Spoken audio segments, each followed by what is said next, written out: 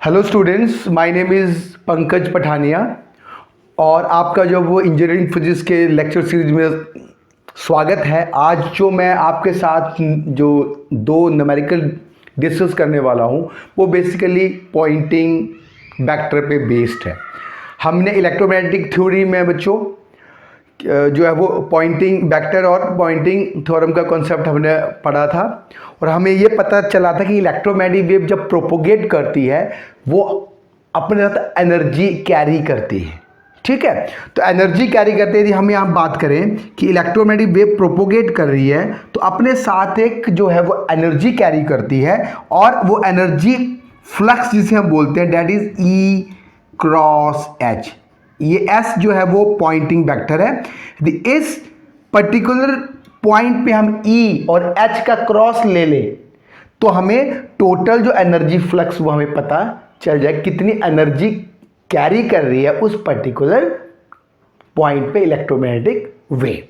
तो हम यहां से बात करते हैं। तो अब हम क्वेश्चन पे आते हैं कि 100 watt sodium lamp radiating its power calculate the electric field and magnetic field strength at a distance 5 meter from the lamp. तो ये सोडियम लैंप है वो क्या कर रहा है, यूनिफॉर्मली रेडिएट कर रहा है और हम ये मान के चल रहे हैं कि एक पॉइंट सोर्स है और इसमें देखिए 5 मीटर, इस 5 मीटर डिस्टेंस पे हमें इलेक्ट्रिक एंड मैग्नेटिक फील्ड जो है वो कैलकुलेट करनी है। एच क्या है, magnetic field intensity and E is the electric field intensity. तो हमारे पास जो है टोटल एस, तो यहां से जो हमारे पास एरिया, अब हमने क्या किया कि ये सोर्स है, सोर्स के सराउंडिंग में ये 5 मीटर का हमने एक स्फीयर ले लिया बच्चों और जो टोटल एरिया जो इस पे फॉल हो रहा है फ्लक्स पे that is area is 4 pi R square, that is 4 pi multiply by 5 का square and that is 100 pi. तो ये हो गया हमारे पास पाई मीटर स्क्वायर, ये हो गया एरिया जिसके पे ये जो है वो सोडियम लैंप जो है वो रेडिएट कर रहा है पावर। तो इस पर्टिकुलर जो स्फीयर हमने लिया है 5 मीटर पे उस पे ये फॉल हो रहा है। अब यहां से टोटल फ्लक्स हमारे पास कितना होगा, यदि एस यहां पे हमारे पास कितना होगा बच्चे, 100 watt upon 100 pi meter square. ये बेसिकली क्या है, एनर्जी फ्लक्स और इसे हम बोलते हैं पॉइंटिंग वेक्टर। ठीक है, तो यहां से हमारे पास ये आ गया फ्लक्स, इसको 1 ले ले और हमें पता है एस क्या है बच्चों, S is E cross H and यहां से क्योंकि परपेंडिकुलर फॉल हो रहा है तो E H sine 90 degree and that is S is equal to E H. ये हो गया इक्वेशन 2। अब हमें यह भी पता है बच्चों, हमने पढ़ा था कि यदि इलेक्ट्रोमैग्नेटिक वेव प्रोपोगेट करती है तो वो एक वेव इंपीडेंस फील करती है जिसे हमने कैलकुलेट किया था Z not is E upon H, that is mu not upon epsilon not, that is 376.6 ohm when it is propagated in the free space. तो यहां से हमारे पास टोटल जो ई अपॉन एच है दैट इज इक्वल टू 376.6। तो ये हमारे पास इक्वेशन 3 ले लें।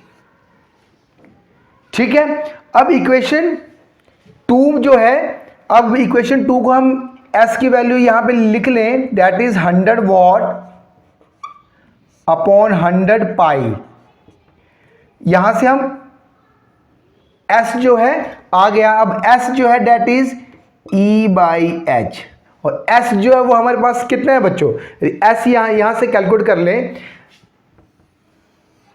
एस कितना आया, दैट 100 से 100 कैंसिल, तो ये 1 अपॉन 3.14। ठीक है, तो ये कितना आया बच्चों, 3.14 पाई और ये 100 से 100 कैंसिल हो गया तो ये हो गया मेरे पास 3.18 इंटू 10 की -1। ये हमारे पास एस आ गया बच्चों। ठीक है, s जो है वो 3.18 इंटू 10 की -1 आ गया। तो s की वैल्यू अब इक्वेशन 1 क्या होगी, अब इसको फिर से लिखें तो s कितना हो गया बच्चों, s हो गया 3.18 इंटू 10 की -1, तो ये हो गया 4। अब यहां पे इक्वेशन 2 में बच्चों, इक्वेशन 2 में EH is equal to 3.18 into 10 की -1। अब दैट इज इक्वेशन 5। नाउ हम क्या करते हैं, मल्टीप्लाई करते हैं इक्वेशन 5 एंड 3 को, देन मल्टीप्लाई इक्वेशन 5 एंड 3। जब हम इक्वेशन, तो हमें E निकालना, तो E upon H multiply by EH is equal to 376.6 into 3.18 into 10 की -1। तो यहां से जो 6 इक्वेशन, इस H से H कैंसिल हो गया, तो E स्क्वायर जो है हमारे पास वो कितना आया यहां से, यदि यहां से ध्यान से देखिए तो E स्क्वायर जो है वो डेट इज बेसिकली 19.5 और E जो है दैट इज basically 10, that is 10.95 volt per metre. तो हमने इलेक्ट्रिक फील्ड तो यहां पे निकाल ली 5 मीटर पे। अब इलेक्ट्रिक फील्ड तो हमें पता चल गई, that is electric field strength at 5 meter from the sodium. अब हम बात करेंगे मैग्नेटिक फील्ड की। तो मैग्नेटिक फील्ड की हम बात करें, अब हमें पता है कि E upon H that is E upon H is 376.6। अब यहां से E हमारे पास है 10.95 वोल्ट पर मीटर और यहां हमारे पास 376.6 is equal to H, that is the magnetic field strength. तो ये कितना आएगा, that is equal to 0.0291 ampere turn per meter square. तो ये हमारे पास टोटल ये H आ गया बच्चों, that is the electric field and that is the H is the magnetic field at the point of the 5 meter. अब इनका मैग्नीट्यूड हम कैलकुलेट करें। नाउ टोटल मैग्नीट्यूड कितना होगा, E is √2E and H is H √2, that is basically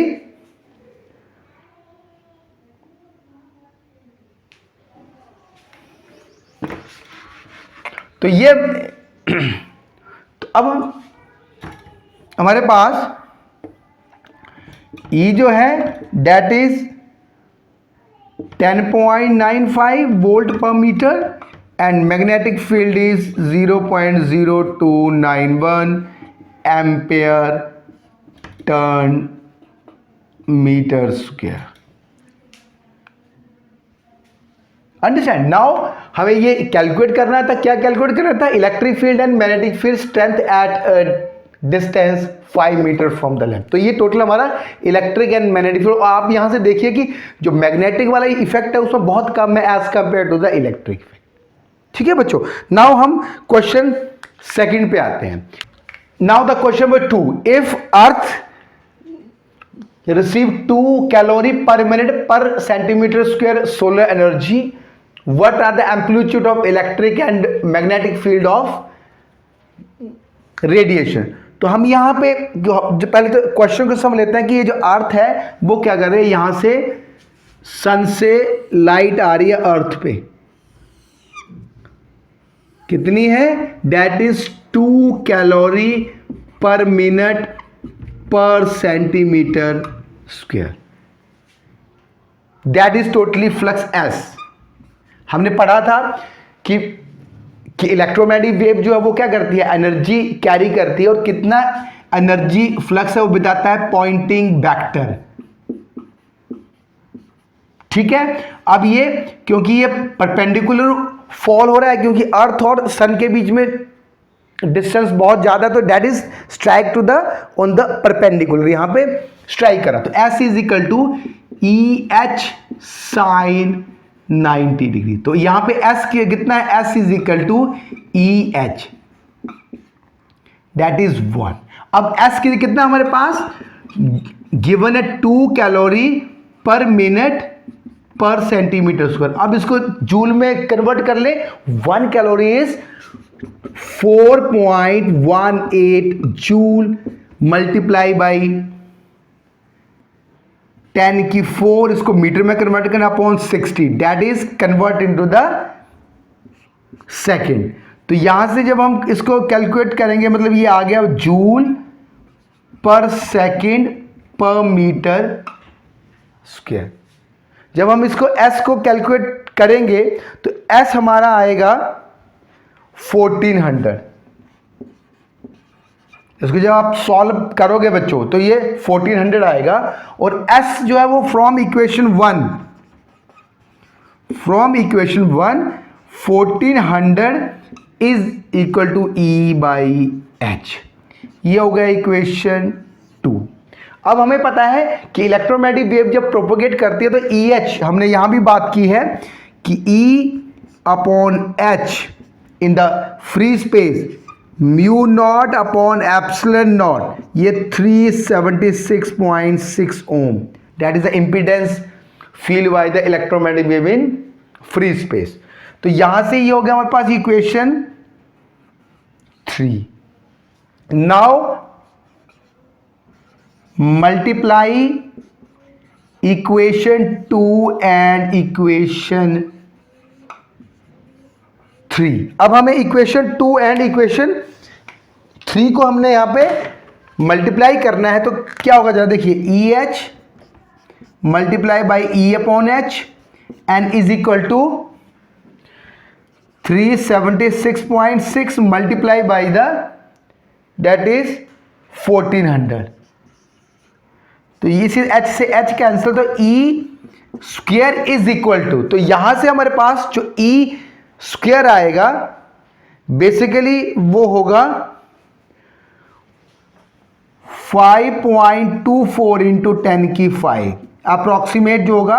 अब यहां से देखिए 1 2, तो दैट इज बेसिकली 5.24 इंटू 10⁵, और E जो होगा हमारे पास that is a root of 5.24 into 10⁵, और ये हमारा बच्चों आएगा E जो आएगा 726.2 वोल्ट पर मीटर।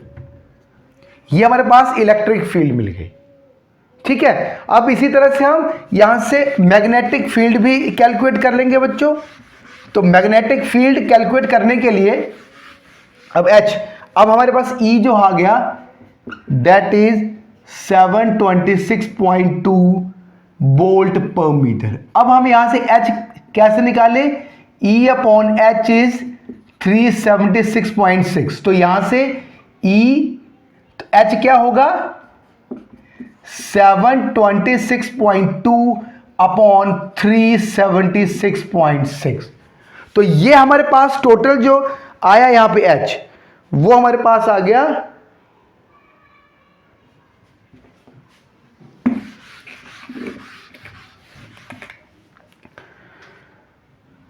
अब हमारे पास जो E आया that is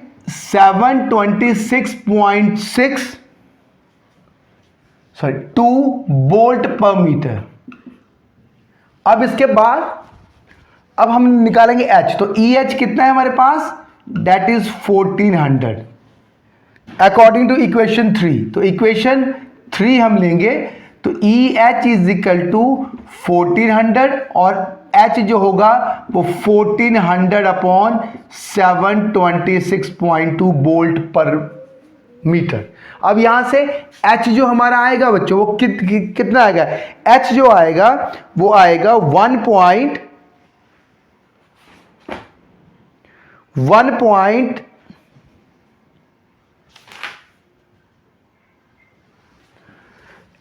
then H is 1.928 ampere per meter square turn पर मीटर स्क्वायर। तो ये हमारे पास E एंड H आ गया बच्चों, 1.928 ampere turn per meter square, ये हमारे पास H आ गया। अब हमें कैलकुलेट करना है मैग्नीट्यूड। सो मैग्नीट्यूड कितना होता है बच्चों, E आप पता है that is square root of 2 and H not is H root 2। तो यहां से आप E हमारे पास कितना है 726.2 मल्टीप्लाई बाई 2 और 1.928 मल्टीप्लाई बाई रूट 2। तो ये कितना है इसका आंसर, दैट इज